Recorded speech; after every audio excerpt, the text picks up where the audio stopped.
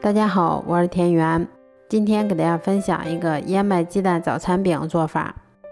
首先我们准备110克的燕麦片，然后先加入25克白糖，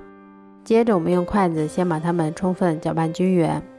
搅匀后，我们再往里面打入2颗鸡蛋，鸡蛋的重量大约是110克，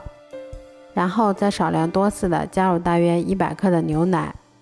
接着我们用筷子先把它们再次充分搅拌均匀，最后一直搅拌成像这种细粒粘稠的糊状就可以啦。